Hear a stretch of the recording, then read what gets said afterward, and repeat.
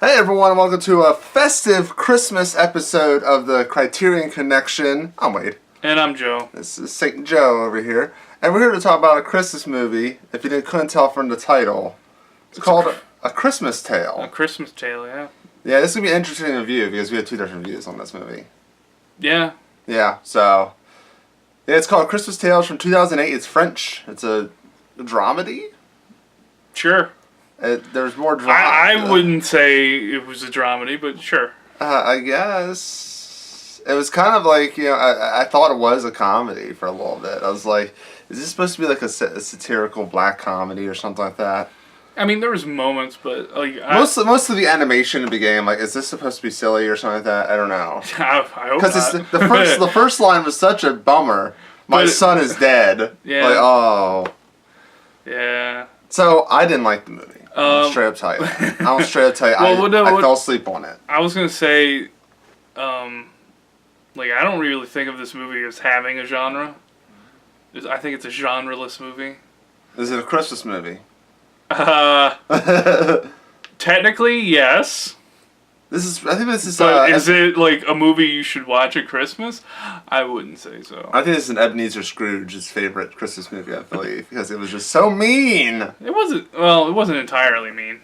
It was a bummer. It was infidelity, a bummer. guys. It was a bummer a lot of the time. Dead people, disease. Yeah. Well. Death. The beginning with the young son, the oldest son of the two older couple in the movie. Him dying, like, it sets up kind of the through plot line, is that the mother contracts it at the end. And that's kind of the catalyst for getting everybody together. Even the banished one. Yeah. Do we want to go into the plot summary real quick? Sure, why not? Okay. So it starts off, we learn about the son dying from a degenerative blood disease that probably would have become leukemia at one point, and the family only had the one other daughter, and then they were pregnant with the middle son, and the other son hadn't even been thought about yet. They grow up. The middle son, who ends up being the eldest son, he is kind of what we learn to be is of kind of like a screw up kind of guy, always getting in trouble and just being a burden on everybody. The black sheep of the family, pretty much. Yeah, he's the black sheep. He's the middle child. Not Chris Farley. Yeah.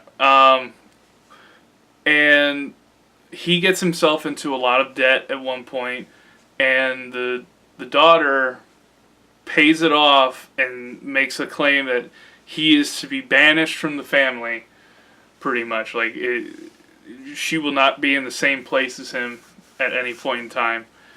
And that's your first, like, because this movie brings up a lot of questions it doesn't fully answer. It only gives you, like, hints here and there. Like, we don't know exactly what Henri did to Elizabeth. And neither of them really say it, and that's what I do like. They didn't have that expositional kind of dialogue where it's like, you remember when you did this to me.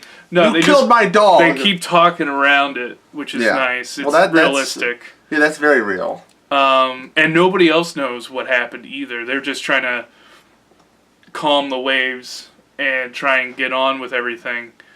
And at this point, like in the future, 6 years after the banishment, the mother, the matriarch of the family, comes down with this disease that will ultimately lead to leukemia and kill her if goes untreated. So she needs a bone marrow transplant. They send the tests out to all the kids and everything, and it's getting close to Christmas, so they figure, like, I didn't really catch where the parents invited everybody, but I know Elizabeth's son invites the banished uncle at one point to come to Christmas. And they're all together for the first time in like 6 years. And more interesting things ensue. Yeah. Infidelity. Infidelity is one. Yelling. some yelling. There's a play that happens that's really like dark. Yeah. Fighting, good old stuff. It's a good old family get together.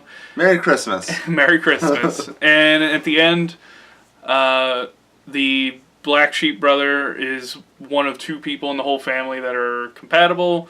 He donates his bone marrow to his mother, who we've learned they weren't really fond of each other for a long time. And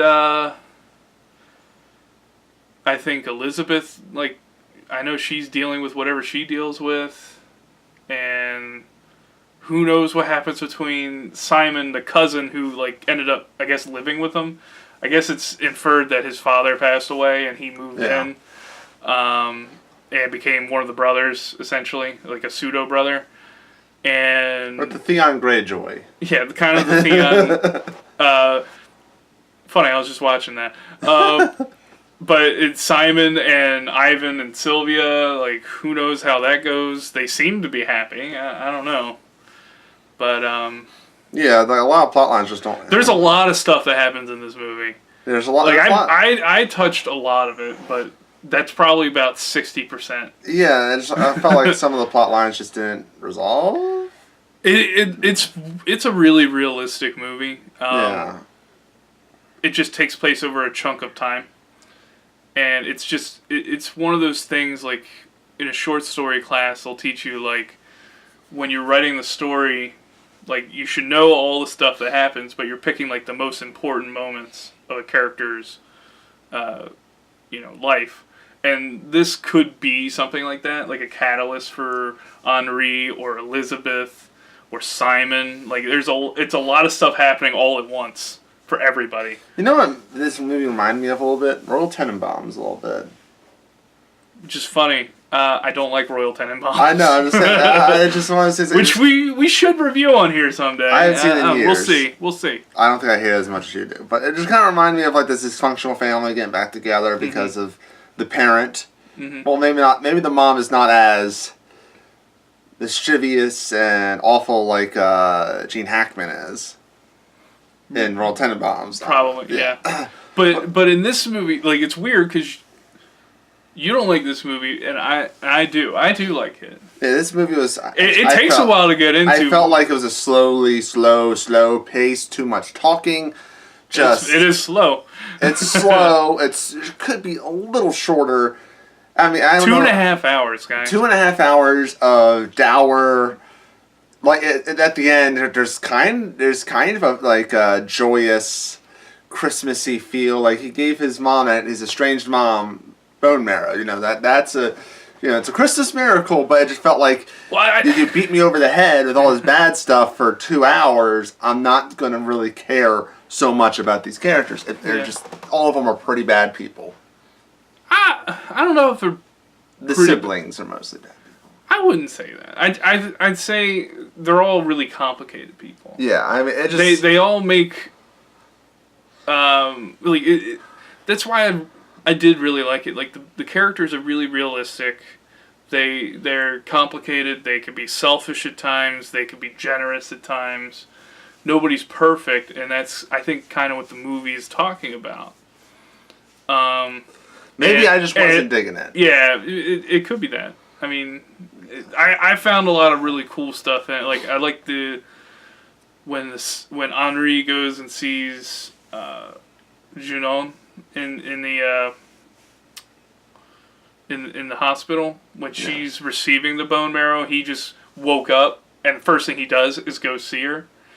It's obvious there's that connection there of the mother and the son, and even though they don't like each other, they do love each other. Yeah. And he goes in there and he does the coin flip to try and lift her spirits. Because there's a point, if you remember, about midway through, they talk about Henri, and it's like Christmas, when he's not around, it's not as lively. Yeah. And maybe that's just kind of, he's like the jester of the family. But he holds up a coin. He's like, you want to play? And he flips the coin. And then she calls it. And he looks, and he doesn't tell her. And that's how that ends. And I think that's really interesting because they talk about the bone marrow transplant, 50% chance of GBH. Oh, yeah. Now I wonder if that's like kind of a symbolism there. Maybe he got tails. Might have gotten tails, might have gotten heads, and he doesn't want to tell her, and that's kind of where the movie cuts off. Maybe he does, maybe he doesn't. I feel like it kind of goes like an Inception ending, just like I don't know. Yeah, I feel like the Elizabeth and Paul plot line, where Paul's dealing with his mental illness, where he was institutionalized briefly before the family get together and released just for Christmas. Yeah, maybe I think that's interesting because I think maybe Elizabeth. Yeah. Might be dealing with some sort of mental illness after her older brother had passed when she was alive. Never really got over it, and that's normally genetic. Yeah, so the important question, buy, rent, or skip? I would say rent. I don't know if this is really something, it's definitely not for everybody, excuse me. But, I thought it was cool to check out, and it's definitely an interesting film, especially if you're into kind of more low-key, down-to-earth films, like not extravagant plots, not, if you really just like realistic kind of movies and portrayals. Well, I'm going to say Rent. And you're right that the characters were the strong point of the movie. They're pretty much the only strong point of the movie, frankly. Yeah, the plot doesn't really, the plot's a little like, really, we're going to go there, we're going to go, they're sleeping again. Okay. Yeah, they're really like, and they're really kind of defined characters. They can all stick with you. Yeah. And you know who's who after a while, because there's a lot of names getting thrown around for a minute. But you kind of learn from seeing them interact with one another.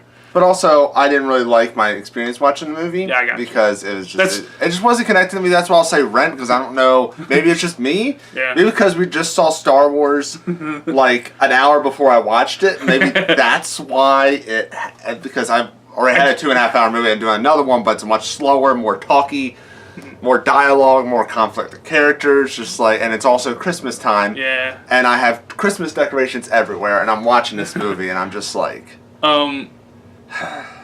'Tis the season, right? I really liked a lot of the transitions too, and the editing's really good in this movie. The editing. I'll say the editing is great in this movie. It's one of the strong points of the movie. Yeah, it's really awesome.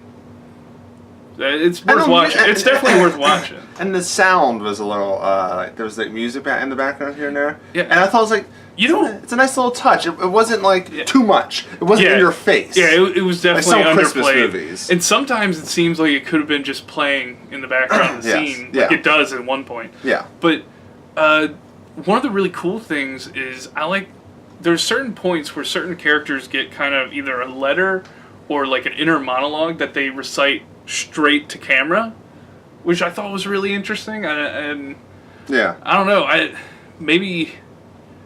Maybe I could have used a little more of that too. I don't know. Yeah. So what did you think of A Christmas Tale? Check it out. A Christmas Tale. I forgot what year that came. Was it 2008? 2008. Yeah, 2008 is when it came out. So it's more recent. It's a recent French movie. So definitely check it out. Let us know what you think. It's almost been a decade ago. Yeah. Put it in, well, compared to what we've already seen. Yeah. Put your thoughts in the comments below. Am I just being a Scrooge in this movie? Yeah, maybe Wade saw it and it didn't jive with him, and it jived with me after a while. Yeah. Let us know. Like the video. Subscribe to the channel. Comment section right there. Let us know any other movies, because we're starting a new year. This is the last episode of 2017. We're taking a week off, and then we're going to do... Because January is like 5 weeks, so that's like 5 movies. We still have to settle that too. Yeah, we still have to decide. So January and February, we've already got stuff planned, yes. But we still have holes in our schedule. So definitely give us some suggestions. Yes. So do that, and please subscribe. And until next time, have a happy year, a happy New Year. Have a happy Christmas, happy whatever holiday you celebrate. You can still say Happy New Year. This is the last one of the year, man. Happy New Year. Well, you'd say the holiday first, then you say Happy New Year. Sure, whatever, man. Have a happy Hanukkah if you're celebrating that. And until 2018, go watch the rest of our videos if you're new to this. Watch our Star Wars review, which was already up. Watch the Video Shamers. Watch it all, because you have like a whole week to watch all that for free. Comic Book Roundup is in there too. Yep. So till next time, we'll see you next year.